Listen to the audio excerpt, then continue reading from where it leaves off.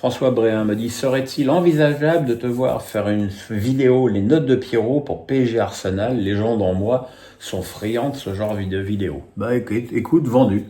Donc je vous annonce que mercredi, je ferai comme avec l'équipe de France, les notes, puis le débrief de PSG Arsenal. Voilà, suffisait de demander, mon petit François. François Bréhin me dit: Rouly a fait un début de saison de championnat canon et n'a cessé de me décevoir depuis au fur et à mesure que la saison avançait. Que penses-tu de son réel niveau et le considères-tu comme un des meilleurs gardiens de Ligue 1? Alors évidemment, avec l'énorme bourde qu'il a commis hier à Lille, ça ternit son tableau. Mais c'est vrai que Geronimo prend beaucoup de buts en deuxième partie de saison, même s'il n'est pas forcément responsable de tous les buts qu'il encaisse. Mais c'est vrai que t'en prends 3 à Reims, t'en prends 3 à Auxerre, t'en prends 3 à Paris, ça fait beaucoup. Ça fait beaucoup, et il a été clairement moins performant dans la deuxième partie de saison que dans la première, alors que d'autres gardiens comme Petrovic et Perry, par exemple, ont super performé en deuxième partie de saison. Et c'est vrai que quand je suis dans ma réflexion permanente dans mon équipe B, mon équipe A de la fin de saison, bah c'est vrai que Rouly, à l'heure actuelle, il a disparu de ces deux équipes parce que il y a meilleur que lui. François me dit: penses-tu que les commentateurs devraient assumer les équipes qu'ils supportent? Oui.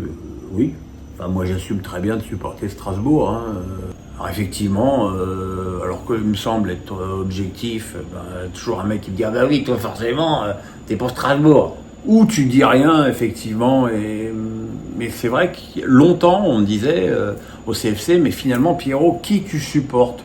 Ça me faisait assez plaisir. Et bon, beaucoup de gens pensent que je suis supporter du PSG. Et puis c'est au début de saison, comme j'étais pas fan de ce que je voyais, on me disait: ah bah toi, t'as changé, t'es plus supporter du PSG. Ouais, tous les journalistes qui sont fans de foot ont forcément un club favori. Après, ils le disent pas, c'est aussi une question de liberté individuelle. Niri me dit: avec le nouveau système de Ligue des Champions, il n'y a plus de reversement en Ligue Europa pour les troisièmes. Est-ce que tu trouves ça plus juste ou finalement logique? Est-ce qu'au contraire, tu trouves ça dommage pour les clubs intermédiaires? Il n'y a plus de troisième surtout, puisque tu as une poule unique de 8 matchs, et qu'effectivement, si tu es éliminé de toute compétition, mais tu as fait 8 matchs. 8 matchs, ça équivaut à une phase de poule et des huitièmes de finale les saisons précédentes. Donc non, je trouve qu'à ce niveau-là, la nouvelle formule, elle est équitable. Abdelaziz Mohamed me dit: est-ce que ça t'a fait plaisir de voir Eric Guéret à l'anniversaire de l'OM, ou comme moi, ça t'a fait mal au cœur de le voir mal en point? Peux-tu nous raconter les anecdotes avec le Lion de Requiem? Alors j'ai pas été surpris de le voir en mauvais état parce que je savais qu'il était pas bien. J'ai vu qu'il essayait de se donner une contenance, de se tenir bien droit. Il a toujours été comme ça. Encore une fois, j'ai pas d'anecdote sur Eric Guéret. Il a été consultant à Canal pendant une Coupe du Monde et c'était un plaisir d'être avec lui parce que c'était un mec qui avait des idées, qui parlait fort, qui parlait clair. Effectivement, voilà, je suis bien placé pour savoir que la maladie, ça abîme. Moi, quand j'ai été greffé, je me souviens d'avoir donné une interview à RTL et à Europe 1 sur mon lit d'hôpital. Et quand je réentends ces interviews, j'ai une toute petite voix chevrotante, au fond du gouffre. Et quand tu es très malade, l'une des premières choses qui a affecté, c'est la voix. Ce qui est évident, c'est qu'il est très diminué, mais en même temps, il était capable physiquement d'être à Marseille, et il a eu beaucoup de bonheur à retrouver les anciens joueurs, et voilà, j'espère que c'est un beau souvenir pour lui qui lui a donné de la force pour continuer à lutter le plus longtemps possible. Gaudi44 me dit: as-tu déjà pensé à t'investir dans un club de tennis? Je ne parle pas du côté financier, mais tu pourrais donner des conseils techniques ou tactiques, voire quelques cours. Mon petit Gaudi, pour pouvoir faire ça, il faudrait que je sois en état de tenir debout avec une raquette, ce qui est loin d'être le cas en ce moment. C'est d'ailleurs pour ça que je vais me faire poser une prothèse du genou à la rentrée. Et c'est presque la seule chose qui me pousse à faire ça, parce que finalement, ma vie avec la douleur, j'ai presque pris l'habitude de la gérer. Le seul but que j'ai vraiment, c'est de retourner sur un court et de pouvoir frapper la balle, ne serait-ce qu'un quart d'heure avec des amis. Quant au club de tennis de la région de La Baule, ils sont tous magnifiquement gérés par des personnes très compétentes et ils n'ont pas besoin de moi. Winter Joseph me dit, tu as mentionné avoir eu l'occasion d'échanger avec Antoine Arnaud. Depuis l'officialisation de la montée en Ligue 1, certains médias évoquent 6 à 8 recrues et un budget compris entre 70 et 100 millions d'euros. À ton avis, quel profil de joueur le club va-t-il cibler? Oui, j'ai déjà échangé avec Antoine Arnaud. De toute façon, je pense que compte tenu de l'équipe qu'a le PFC actuellement, je pense que pour obtenir le maintien, ils ont effectivement besoin de 6 à 8 recrues.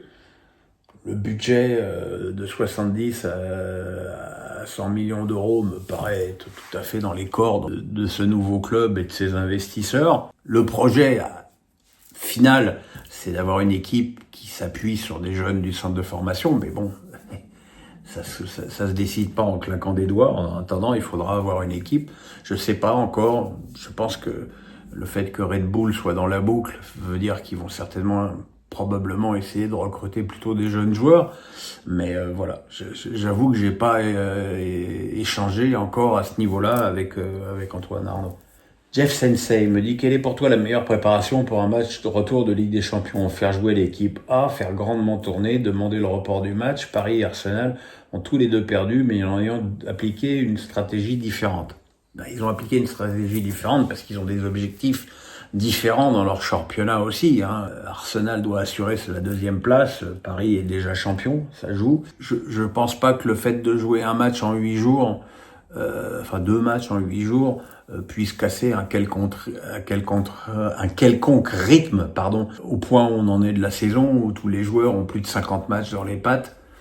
Donc je pense que plus que question de rythme, c'est surtout éviter le risque de blessure. Imagine que Luis Enrique aille à Strasbourg avec Marquinhos, Hakimi et Vitinha, et que 2 sur les 3 se fassent une élongation, une entorse ou un claquage. Qu'est-ce qu'on n'aurait pas dit?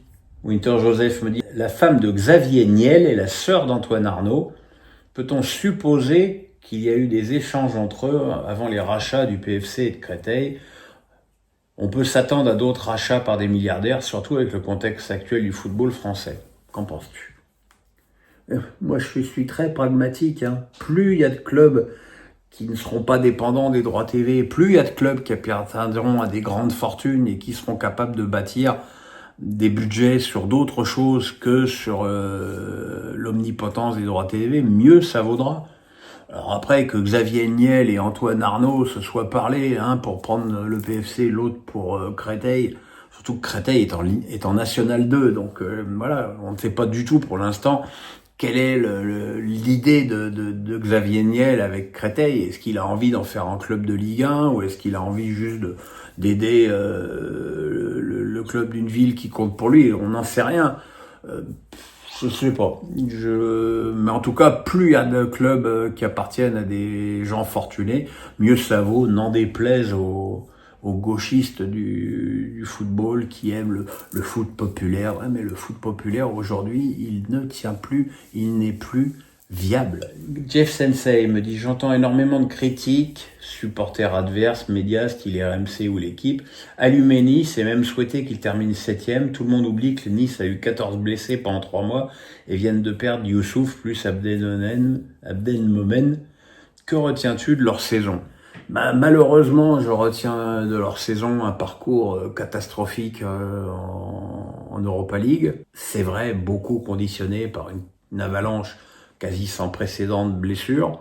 Mais bon, je veux dire, à la fin de la compète, ils commençaient quand même à récupérer des joueurs et ça n'a pas changé grand-chose dans leur comportement. Le problème de Nice, c'est que tu joues dans un stade qui est globalement toujours à moitié vide. Il y a absolument aucun engouement populaire autour de cette équipe. Les derniers matchs à domicile, que ce soit contre Angers et Reims, même s'ils se sont soldés par des victoires, ont été assez affligeants en termes de qualité foot. C'est vrai que c'est une équipe qui fait pas rêver. Après, quand tu as un championnat de 34 journées, le mérite n'existe pas. Le mérite, c'est le classement que tu obtiens à la fin de la saison. Je veux dire, à mon avis, les Niçois doivent et s'en foutent de savoir ce que pensent les autres de leur comportement. Yvous me dit « J'apprécie Comboiré, il est parfois injustement sous-estimé. Je me demande quand même, quand je vois le triste match à domicile dans le derby local contre le voisin angevin, s'il n'y avait pas mieux à faire avec cet effectif cette saison. » J'aime beaucoup Antoine. Alors peut-être que je suis trop gentil avec lui à cause de ça. C'est vrai que le match contre Angers était absolument épouvantable. Maintenant, on me dit que c'est un entraîneur défensif. Il a quand même joué le match avec Ablin, Mohamed et Moses Simon. Donc il y avait largement de quoi attaquer, marquer des buts, faire du spectacle. J'ai pas senti cette équipe de Nantes, alors que j'ai pu le sentir certaines fois, notamment le match contre Strasbourg à la Beaujoire. Mais là, contre Angers, j'ai pas senti une équipe de Nantes jouer avec le frein à main. Je l'ai senti au contraire incapable d'accélérer, incapable de mettre l'équipe adverse dans la difficulté. Je sais pas si Antoine sera encore là l'année prochaine. Je pense quand même que malgré tout, l'effectif de Nantes aurait dû lui permettre de ne pas se retrouver dans une situation aussi compliquée au classement à 2 journées de la fin. Saint-Tout me dit pourquoi le calendrier de la saison n'est pas tiré en intégralité. Confrontation au MPG systématiquement en octobre et mars et jamais en début de saison et fin de saison. Je comprends pas ce débat. Le championnat, il est décidé totalement au début de la saison pour tout le monde et tous les matchs. Il y a quand même des télévisions qui, quoi qu'on veuille en dire, donnent de l'argent et qui ont donc des desiderata. Le desiderata, c'est que les plus gros matchs, et Marseille-PSG et PSG-Marseille sont les plus gros matchs du championnat de France, ils soient à des périodes où il y a du monde. C'est aussi à des périodes où il est supposé que le classement soit encore à peu près serré. Rappelons-nous, au moment du match aller, du OM PSG de cette saison, il n'y avait pas beaucoup d'écart entre les deux clubs et il y avait encore à ce moment-là un espoir pour les Marseillais d'aller titiller les Parisiens. Voilà, je suis pas du tout certain. Moi, là, voilà, il reste 2 matchs. Marseille, il joue Le Havre et Rennes. Vous pensez vraiment qu'ils préféreraient jouer le PSG maintenant ?